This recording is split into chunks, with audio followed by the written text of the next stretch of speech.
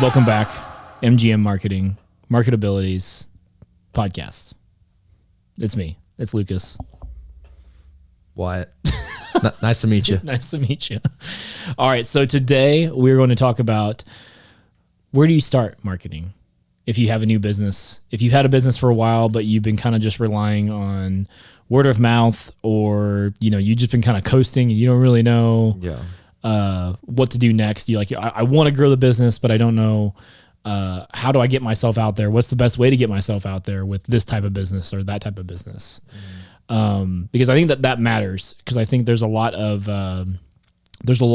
businesses out there that are probably doing the wrong type of marketing. Yeah. Like putting yourself on a billboard or something. Yeah. And it's like, that's not going to bring you customers. It's just not. Yeah. And I think it definitely varies, like you said, based on whatever business specifically that you're doing. Right. I think, like if you had a plumbing business, it's not going to be the same as if you're trying to like advertise like healthcare or it's all very niche specific, I think. Mm-hmm. I mean, I'm not sure if you have any specific case studies of like doing a specific package for one company. And that's the thing. Like Sure. it's very, it's not just one type of marketing. Like it's a bunch of different kinds. I think it's a mixture, but or you could be like specifically like, hey, I have this in mind or I have that in mind. Yeah. But, I think the guidance that, we offer definitely would help, Yeah. Well, and going back to the plumbing. So it's like, if you're a plumbing company, you don't need to run a bunch of like Facebook ads or even like a TV spot or anything like that. What you need to do is to get your SEO and your Google AdWords basically on top, so that whenever someone in your area is Googling like, I need a plumber for whatever, that you're the first thing that freaking pops up, and that whenever you pop up, you've got a 5-star review. And then even after you do pop up, you need to have a killer website that makes it so easy for them to contact you or to figure out what's the next step into hiring you. Yeah, you just look good. Yeah. And that actually made me think of something. I gave that original example, but now that I'm also thinking about it, it also varies based on what stage you're at in your business, because Right.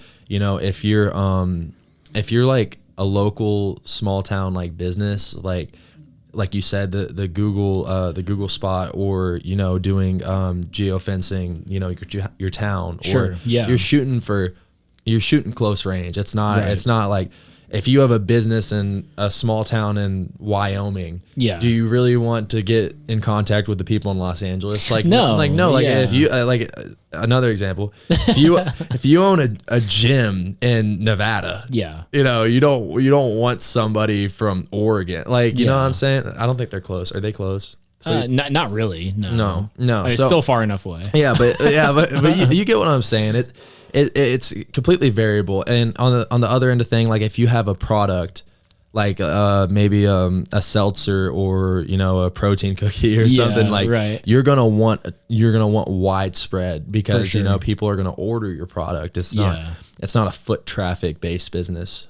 Yeah, because it's like, like going back to like the seltzer water, like for what we have in front of us, like honestly, you should probably be hitting Facebook ads so hard. Yeah. And just for awareness, and it needs to be like a video where you open the can, it's really exciting and colorful with the bubbles popping up and going everywhere. Yeah, you get great product photography. That's a huge part of it. Yeah, you need to make it look appealing. And again, going back to the website, you need to pop up, like whenever people click on that ad and it opens up the website, it needs to be enticing. It needs to direct them to get to the order page, to make the actual transaction, to make the action happen. Oh yeah. Even down to that, like the video production side of things. It's what we would do for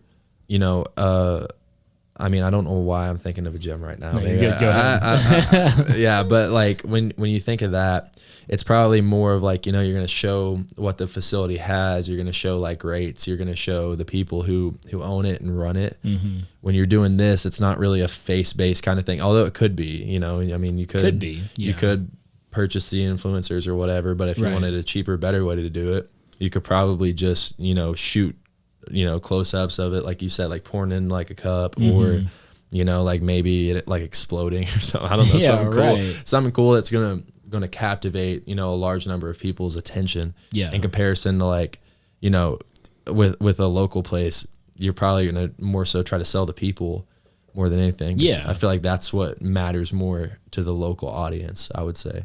Yeah, absolutely. And if it's like a service-based thing, it's really just getting people into your into your pipeline, you know, just like getting them into the system of like, okay, this person's interested in what I want. And so say if it's me, right? I have a little form on my website that, you know, people can fill out like, hey, I want audio production.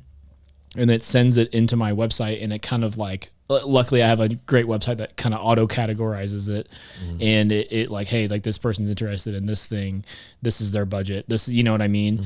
And so it's like, once that you can, even the service-based business is like, you can create content that pushes people to fill out that in like an intake form almost. And that it kind of even gets that into your, system of like, okay, like I can actually work with this person. I can't work with this person. Yeah. And you know, you want to create something that actually promotes people actually coming into your business. And I think that's another big thing for like similar like product companies is they really like, if you can get an email list and then just shoot emails out all the time, just constantly reminding them that, you know, hey, you can have this and it's way better than the competition, or it's way better than that, way healthier than that soda that you're drinking. Yeah, you know what I mean? That's definitely huge. I think another thing too that is a huge misconception, especially when starting out, is that all clients and all customer foot traffic is good, and that's not always 100% true. Especially, I think in the beginning, it's important you build a clientele base of people who, you know, are going to stick around, people who are genuinely interested in what you have to offer, not people who are going to waste your time. Not people who are just kind of in it because they're bored. You know what I'm saying? Like you need to find customers who are passionate. And whenever, you know, a lot of people don't understand how to do that. Right. It's broad marketing. It's, you know, a clip in a newspaper. It's a billboard, which is any average Joe on the street. Like, people don't understand how important targeting a niche audience is, especially when what you're doing is super niche. You know, that's good. It's not many businesses are like very broad. I don't think. I think every business, when they're planning something, doesn't matter how big, how small, you know, how many employees you have, they have a target audience. You know, it's not like, oh, anybody and everybody, because then at that point you're also wasting money on like a group of people who we don't all have the same like values. They're probably not going to buy anyway. No, why would, like, they're not interested in it. And you're throwing, you know, hundreds or however many dollars, but at this, you know, lost cause. You don't have a chance. Why are you trying to sell to someone who doesn't, you know, want your service? You know? And I mean, like, there was this example in the Wolf of Wall Street. There was he said, "Sell me this pen," and then the guy was like, he asked the first guy, and the first guy like made up a bunch of stuff about it. He's like, "Oh, well, this pen can do this and that and whatever," and then Jordan Belfort was like, "Nah, like, hold on," and then he grabbed his business partner from the beginning, and he was like, "Hey, you know, sell me this pen," and he said, "All right, sure thing, man. Are you in the market for a pen?" And then he goes, "No, not really." He said, "Okay, well," and then he threw the pen back to him, and he said, "I don't try to sell to people who, you know, aren't interested." You know what I'm saying? Because it's a lost cause. It's a waste of time. Leave that to the little guys who are trying to grab whoever. You should lock in on people who you know you have a good chance with, so you're not wasting your time. Well, because most people are set in their ways, right? Like change is a word that most people don't like to hear. That is true. You know, I think especially now. And so if you're going to like why like sit there and waste your time trying to change someone when you can't change anyone? They can only change themselves, right? And so that they have to make that choice. And I mean, yes, you can entice and kind of get them, like, make some very thought-provoking you know, comments and stuff to them to very, you know, to get them to think a little bit differently. But man, it's like, do you want to use that time? Or, you know, there's thousands of other people in the world that probably will just buy from you in a heartbeat once they realize that you exist. It's that's where that niching comes in. And, you know, we live in a world where it is easier than ever to find that exact group. Like, Yeah. If when you sit down and you look at like setting up these campaigns for, it doesn't matter. It's Meta, it's Facebook, it's Instagram, it's even like Facebook Marketplace, believe it or not, has like targeting on age and gender and all these different things, and that's huge. Yeah, because then at that point, you're not wasting the same amount of money that you would have. Like all of this like that you're putting in is going towards people that the algorithm knows is like, this is a potential customer. There's already a lead. Like, that's never been around before until like recently. It's like it's like you already have generated leads without even talking to anybody. Wow. That's so valuable. Yeah, it's a big deal. That's huge. Yeah. It's something that, I mean, I'm sure will become even more specific over the years. Like, it'll be like, oh, this person went to this school for this many years, this person dropped out, and it'll offer like a specific service to whoever. But it's the what's the word? Specificity. Yeah. Yeah. It's the specificity of like, who's likely to buy this. Yeah. Well, have you ever heard of the 1,000 true fans theory? Okay, so there's a guy who came out, man, this has been around for a while, but he's speaking to musicians. Like, there's always that stigma. It's like, it's really hard to make it as a musician, right? Yeah. And you hear that all the time. Like, man, it's so hard to make it in music. And I'm not saying it's not at all. I know it's hard because I work in the music industry and I see people struggling all the time, and it sucks. Yeah. And they're phenomenal. Like, you see so many good musicians. But he said, once you get 1,000 true fans, then you can make a living off of your music. And what he meant by that, it was like, at the time they were still selling albums, and streaming wasn't nearly as big as where it is now. It was like mixtapes and stuff. Yeah. But he's like, if you have 1,000 true fans, like 1,000 people who are going to buy your music every time it comes out, and they're going to buy your merch every time you release something, and they're going to buy whatever it is, that you come out with. I mean, if you think about that, because you come out with a few things every year, and you have 1,000 people that are going to buy those things. Yeah. That's going to pay your bills. Dude, and then you're going to do it full time. Never even thought about that. And if you think about that, there's 8 billion people in the world. Yeah. You just need 1,000 true fans. And that's not to mention about all the other fans that are not true fans. They're kind of in and out. They'll buy every they other like one you. Yeah. And I was like, that's just mind blowing because it's not that many people. That's really not. That's like, I mean, 1,000 may sound like a lot to like some people, but like you said, the grand scheme of things, if you take that out of 8 billion, like that's not even a percent of a percentage. You know what I'm saying? Right. Like, it's literally nothing. It's a fraction. Yeah. I mean, that's totally attainable, I think. Yeah. And I mean, rather quickly too, if you really put your mind to it.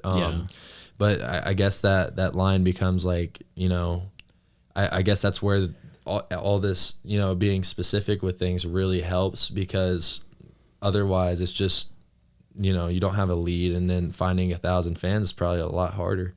But I bet it's a lot easier whenever you can really just lock in and find like, you can just niche it down. That 8 billion becomes smaller, and then it's like, finding that 1,000 is. Yeah, because like what you do, I mean, it's interesting. It's funny because people are like, well, what I do is not good as this person or that person. Yeah. Sure, it's not. Like, sure, but like not everybody wants to work with that person. Yeah. Maybe someone wants to work with you because of who you are, not necessarily because of who that person is. And I feel like there's at least a few hundred people out there that want to do that with you. And depending on the type of service or the product that you sell, you could probably start making a living off of that. Definitely. Yeah. No. Which is mind blowing. Yeah. Yeah. But I guess that, that's definitely the biggest thing. But even when you look at like, once you advance past that, because we were talking about the beginning, correct? Yeah. Right. I think being very niche in the beginning is useful. Mm-hmm. But then after that, there's definitely room for, then maybe you go and be more broad. Then maybe you go and you try to reach out to these people who, the algorithm you probably wouldn't think would want to buy your product. But it's important you cover the bases with the people who, are most likely to want your service.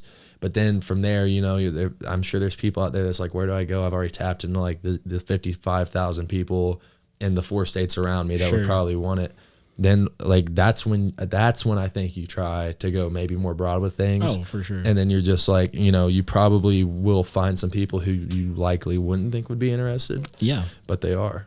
So I think and I think a lot of companies have that backwards.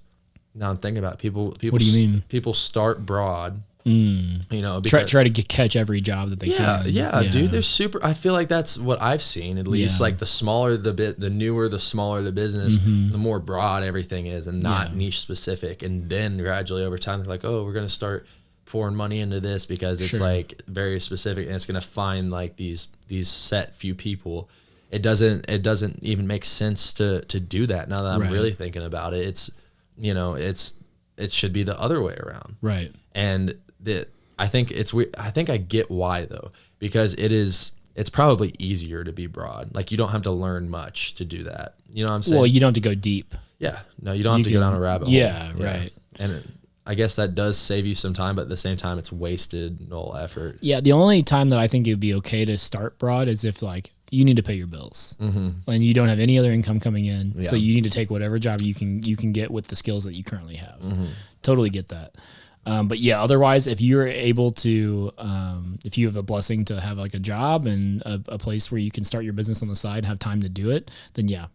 Always just stay in a tight niche, because there's people out there who need exactly what that is. And whenever it's actually funny whenever I've heard so many people talk about this, but whenever they're like, hey, this is the little small niche that I serve, and you speak directly to that and you say those exact things, the person on the other end's like, wow, that's me. Yeah. And then it's a no-brainer for them to buy. You're not even selling them on it. They've already sold themselves. That's the easiest, sell to make is when someone's already convinced themselves. And that, Right. I think that happens more times than not, really. I mean, For people, sure. you just got to kind of help people realize like what you do is valuable, because people aren't sitting around like really contemplating, will this help me? Will that help me? Like it's your job to kind of go out there and just make people aware, like spread awareness about like what, you have to offer. Sure.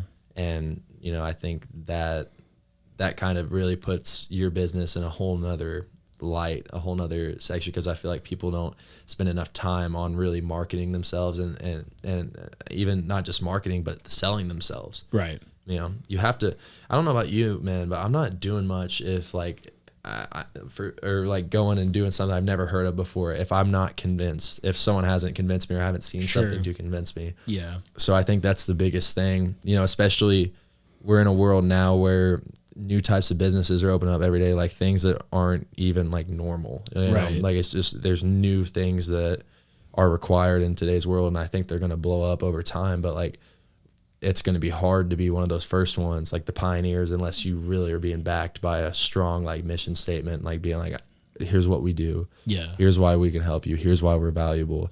Here's why we're the best in our field. I like that. So Yeah. That's awesome. Definitely. Dude, that's so good. 100%. Yeah, I don't think we need to add anything to that. I I think think that's pretty much it. I think it does. Yeah. I hope, people at home, learned a thing or two. Hope you guys use that. Yeah. So this is actually our last episode in this podcast room, because we are actually moving our podcast room to the other side of the building. We're not moving locations necessarily just yet, but the actual podcast studio will be in a new room. So I'm excited for you guys to see that. Let us know if you guys like it. It's a much bigger room, so hopefully it'd be cooler. It'd be better 'cause it's looking. Bigger is better always. Yeah, I think. like Texas. Yeah. Yeah. Big Texas. Like Texas. All right. Well, thank you guys for watching. Like, subscribe, comment, tell Wyatt how great his hair looks. Yeah. Thank you. And yeah. Yeah. See ya. See you guys.